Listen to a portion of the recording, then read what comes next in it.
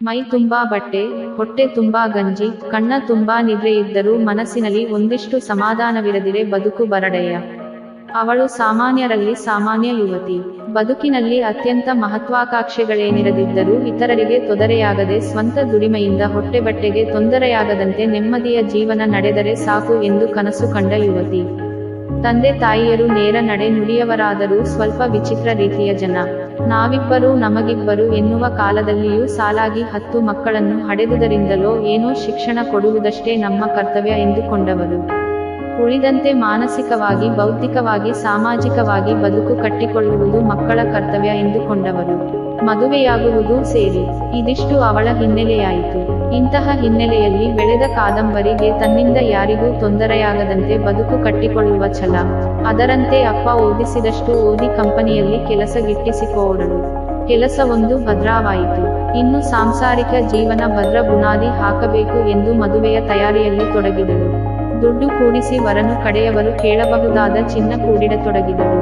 ಇನ್ನೇನು ವರನ ಹುಡುಕಾಟ. ಅಕ್ಕಂದಿರ ಜೀವನದಿಂದ ಪಾಠ ಕಲಿತಿದ್ದ ಆಕೆ ತನ್ನ ವೈವಾಹಿಕ ಜೀವನ ಭದ್ರ ಆಗಬೇಕಾದರೆ ತನ್ನ ವರನನ್ನು ತಾನೇ ಹುಡುಕಬೇಕು ಆರಿತಿದ್ದಳು. ಸ್ನೇಹಿತರ ಸಹಾಯದಿಂದ ಹೇಗೋ ವರನೊಬ್ಬನನ್ನು ಹುಡುಕಿ ಮದುವೆಯಾಗಿ ತನ್ನ ಜೀವನ ಇನ್ನೂ ಸುಭದ್ರವಾಯಿತು ಎಂದು ಗಂಡನ ಮನೆಗೆ ಬಂದವಳಿಗೆ ಆಘಾತ ಕಾದಿತ್ತು.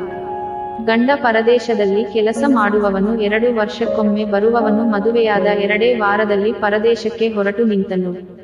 ಹೇಗೋ ಸಾಗರವನ್ನು ಈಜಿ ದಡ ಸೇರಿದೆ ಎಂದುಕೊಂಡಿದ್ದವಳಿಗೆ ತಾನು ಸೇರಿದ್ದು ದಡವಲ್ಲ ಮರಳುಗಾಡು ಎಂದು ತಿಳಿಯಲು ಬಹುಕಾಲ ಹಿಡಿಯಲಿಲ್ಲ. ಮಾತೇ ಜೀವಾಳ ಎಂದುಕೊಂಡಿದ್ದ ಕಾದಂಬರಿ ಭಾಷೆಯೇ ಗೊತ್ತಿರದ ಊರಿಗೆ ಬಂದು ಸೇರಿದ್ದಳು. ಪರಿಚಯವೇ ಇಲ್ಲದ ಜನ. ಮದುವೆಯಾದ 2 ವಾರದಲ್ಲಿ ಗಂಡನಾದವನು ತನ್ನ ಮನೆಯವರೊಡನೆ ಬಾಂಧವ್ಯ ಬೆಳೆಸುವುದರಲ್ಲಿ ತಾನು ಸೇತುವೆಯಾಗಿ ನಿಂತಿರಬೇಕು ಎನ್ನುವುದನ್ನು ಮರೆತಿದ್ದನು. ಗಂಡನ ಮನೆಯವರಿಗೆ ಇವಳ ಭಾಷೆ ಗೊತ್ತಿದ್ದರೂ ತಾವೇಕೆ ಅವಳ ಭಾಷೆ ಕಲಿಯಬೇಕು, ಅವಳೇ ತಮ್ಮ ಭಾಷೆ ಕಲಿತು ಅವಳೇ ಮೊದಲು ಮಾತು ಪ್ರಾರಂಭಿಸಲಿ ಎನ್ನುವ ಹಠ. ಜೀವನದುದ್ದಕ್ಕೂ ಸೋತೆ ಗೆದ್ದಿದ್ದ ಈಕೆ ಇಲ್ಲಿ ಸಹ ಸೋತು ಗೆಲ್ಲುತ್ತೇನೆ ಎಂಬ ನಂಬಿಕೆಯಿಂದ ಸೋತಳು. ಆದರೆ ಇದು ಸರತಿ ಸಾಲಿನ ಮೊದಲ ಹಂತ ಎಂದು ಅರಿಯದಾದಳು. ಹಠಕ್ಕೆ ಬಿದ್ದವರಂತೆ ಒಂದೇ ವಾರದಲ್ಲಿ ಭಾಷೆ ಕಲಿತು ಮಾತನಾಡಲು ಪ್ರಾರಂಭಿಸಿದಳು. ಸೋತು ಸಾಷ್ಟಾಂಗ ಬಗ್ಗಿದ್ದರೂ ಗಂಡನ ಮನೆಯವರು ತುಸು ಬಗ್ಗುವಂತೆಯೂ ಕಾಣಲಿಲ್ಲ. ಬೆಳಗ್ಗಿನ ಮನೆ ಕೆಲಸವನ್ನೆಲ್ಲ ಮುಗಿಸಿ ಕೆಲಸಕ್ಕೆ ಹೊರಟರೂ ಎಲ್ಲಿಯಾದರೊಂದು ಹೇಗಾದರೊಂದು ಕೊಂಕು ಹುಡುಕುವುದನ್ನು ಮರೆಯುತ್ತಿರಲಿಲ್ಲ. ಆಫೀಸಿನಲ್ಲಿ ಕತ್ತೆಯಂತೆ ದುಡಿದು ಸಂಜೆ ಬಸ್ಸಿನಲ್ಲಿ ಒದ್ದಾಡಿಕೊಡು ಮತ್ತೆ ಅದಷ್ಟು ದೂರ ನಡೆದು ಮನೆಗೆ ಬಂದವಳಿಗೆ ಮತ್ತೆ ಮನೆಗೆಲಸ ಕಾದು ಕುಳಿತಿರುತ್ತಿತು.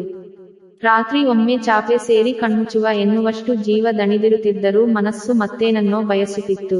ಕಾದಂಬರಿಯದು ದಿನವಿಡೀ ದಣಿವರಿಯದ ಒಂಟಿ ದುಡಿತವಾದರೂ ರಾತ್ರಿಯಲ್ಲಿ ತನ್ನ ಮನದ ಮಾತು ಕೇಳಲು ಬಳಿಯಲ್ಲಿ ಒಂದು ಜೀವ ಇರುತ್ತಿದ್ದರೆ ಅದೆಷ್ಟು ಚಂದ ಎನಿಸುತ್ತಿತ್ತು. ನಿದ್ರೆ ಬಳಿ ಸುಳಿಯುತ್ತಿರಲಿಲ್ಲ. ಮದುವೆಯ ಮುನ್ನವೇ ಪತಿ ಮಹಾಶಯ ಮಾತಾಡುವ ಹಾಗಿದ್ದರೆ ಭಾಷೆ ಕಲಿತು ಮಾತನಾಡು, ಇಲ್ಲದಿದ್ದರೆ ಮಾತನಾಡುವ ಅಗತ್ಯವಿಲ್ಲ ಎಂದಿದ್ದ.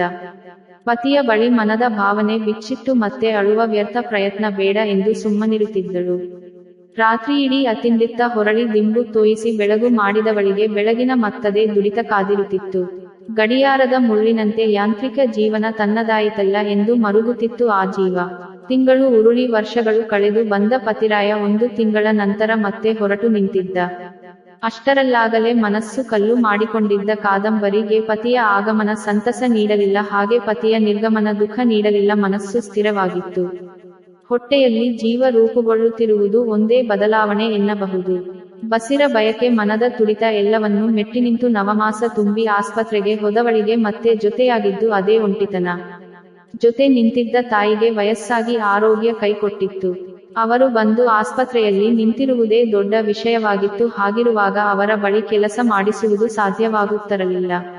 ಬಾಣಂತಿಗಿಂತ ಜಾಸ್ತಿ ಆಕೆಯ ತಾಯಿಗೆ ವಿಶ್ರಾಂತಿಯ ಅಗತ್ಯವಿರುತ್ತಿತ್ತು. ಒಂಟಿತನದಲ್ಲೇ ಬೆಂದಿದ್ದ ಕಾದಂಬರಿಗೆ ಮಡಿಲಲ್ಲಿದ್ದ ಮುದ್ದುಕಂದ ಆಶಾಕಿರಣ ಮೂಡಿಸಿದ್ದ.